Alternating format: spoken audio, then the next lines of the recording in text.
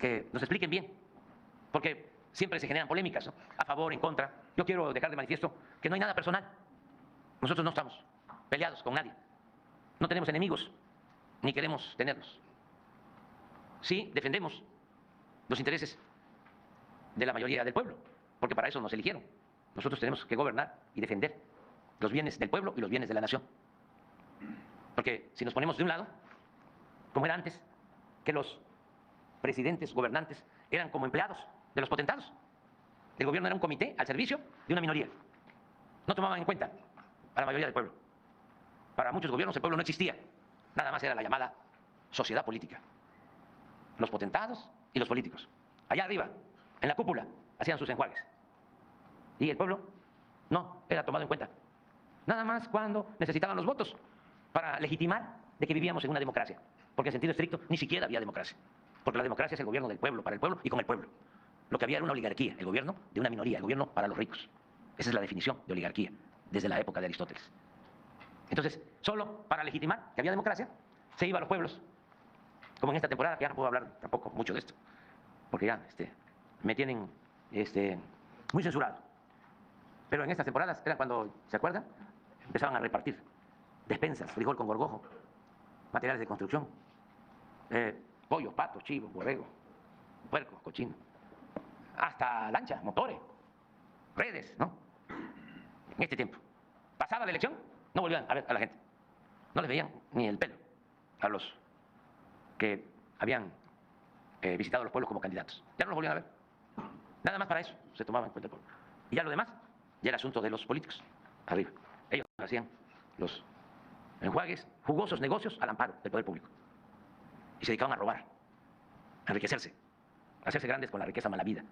Porque además ya habían también internalizado la idea de que el dinero del presupuesto era del gobierno. Que el presupuesto era del gobierno. No, el presupuesto es dinero del pueblo. Nosotros somos simplemente administradores de los dineros del pueblo. Pero bueno, se hablaba mucho de democracia, pero en realidad no había. Entonces ahora, pues se gobierna para todos. Tenemos que cuidar el presupuesto, porque era una gran injusticia, eso sí lo puedo decir y lo puedo probar, que los de mero arriba no pagaban impuestos. Se les condonaban los impuestos. Y todo el pueblo tenía que pagar impuestos. Porque hasta la gente más humilde tenía que pagar IVA, tiene que pagar IVA, ya iba incluido un impuesto. En la compra de cualquier mercancía va incluido un impuesto.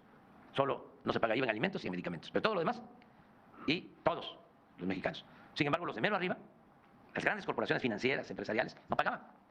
Entonces, eso los tiene bastante molestos, pero era una gran injusticia. Entonces, ahora afortunadamente todos, y yo tengo que agradecer a los empresarios, comerciantes, todos pagan impuestos. Sin embargo, hay quienes se resisten. Nosotros no actuamos de manera autoritaria, no perseguimos a nadie, pero sí buscamos que no haya privilegios fiscales, porque es muy injusto. ¿Cómo los trabajadores de México pagan más impuestos sobre la renta que los empresarios? Tiene que haber justicia. Entonces, desde hace algún tiempo, desde el tiempo de Fox, hay unas denuncias porque empresas de Salinas Pliego no han pagado impuestos. El gobierno dice que deben de pagar impuestos y se han hecho auditorías. Y ellos sostienen, en uso de sus derechos, que no tienen por qué pagar los impuestos. Y acuden a instancias judiciales. Y ese es un derecho que tienen. Porque no puede haber ninguna injusticia, ninguna arbitrariedad. Entonces, todos estos asuntos están en el Poder Judicial, tanto en la Suprema Corte como en juzgados de distrito. Y es bastante el dinero que está en litigio. No es poca cosa. ¿Cuánto es el presupuesto de Baja California Sur? 21 millones. 21,000 millones. Pues lo que se está litigando es más que el presupuesto de un año de Baja California Sur. Entonces, no es cualquier cosa. Pero también, repito, no es nada personal. Y aquí aprovecho también para decir que hay ahora pues una polémica sobre un campo de golf en Huatulco. Descuento. En Baja California Sur, Loreto, por ejemplo, tenía Fonatur y todavía tiene grandes extensiones de terreno. Y en algunos casos ya fraccionamientos en Baja California Sur. Pero también es lo mismo en Quintana Roo, y es lo mismo en Guerrero, y es lo mismo en Oaxaca, en las zonas turísticas. Entonces, desde que se creó el Fonatur, empezaron a hacer tranzas con esos terrenos, a casi regalarlos. Entonces nosotros tomamos la decisión de que los que estaban fraccionados ya se pusieran en subasta y si había quien los comprara, pues que se vendieran, porque ya estaban fraccionados. Y que ese dinero se ocupara en hacer obras en beneficio del pueblo. Aquí les voy a poner el ejemplo de la carretera de Tortugas y del puente. ¿De dónde salen 600 millones de pesos? Pues de unos terrenos que vendió Fonatur en Loreto. Así se le entrega. Y el resto de los terrenos, para no dejar la tentación, se convierten en área natural protegida. Porque si no, pueden entregarse, rematarse, y son bienes de todos. Entonces, se ha decidido que todos esos terrenos de Fonatur se conviertan en áreas naturales protegidas. El gobierno que yo represento va a ser el gobierno, en toda la historia, que más áreas naturales protegidas va a dejar. Me ganaba hasta hace poco el general Lázaro Cárdenas, gran presidente de México, el mejor presidente de México del siglo XX. Pero ahora ya hemos destinado muchos terrenos a áreas naturales protegidas, ya tenemos el primer lugar. Entonces les explico esto. En el caso de Oaxaca, en Huatulco, se hizo lo mismo. Hay bahías preciosas, ¿sí? Y también hay invasiones, y se decidió convertir todos esos terrenos, esas bahías, en áreas naturales protegidas. También con la idea de dejar playas públicas, porque ya todo lo habían privatizado, todas las playas. Ahora, con las reservas, se van rescatando playas públicas para que la gente pueda disfrutar de las reservas ecológicas, son zonas bellísimas, y puedan también ir a la playa, a las playas públicas, porque si todo lo acaparan los hoteles de gran turismo, pues las playas se privatizan. En Huatulco se hizo lo mismo, pero ahí desde la época de Fox, igual que en Quintana Roo, se empezaron a rematar bienes a particulares.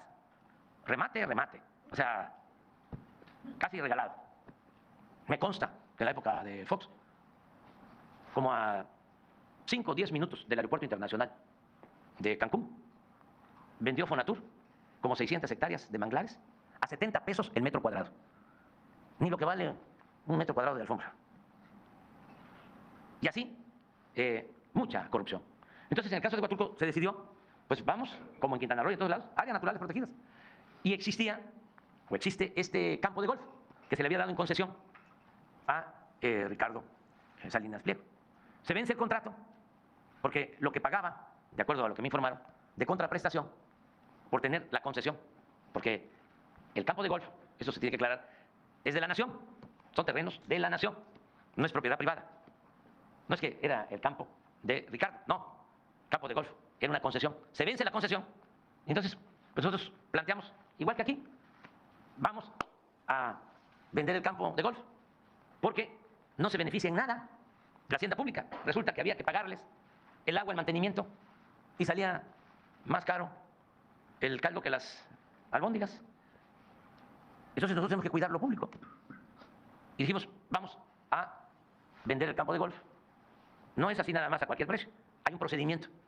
Se tiene que hacer un avalúo. La Secretaría de Hacienda hace un avalúo. Y se hizo el avalúo. Y creo que llegaba a 600 millones. 420 millones. Entonces, si ya lo tenían en concesión y se les vencía el contrato, pues se les planteó, cómprenlo.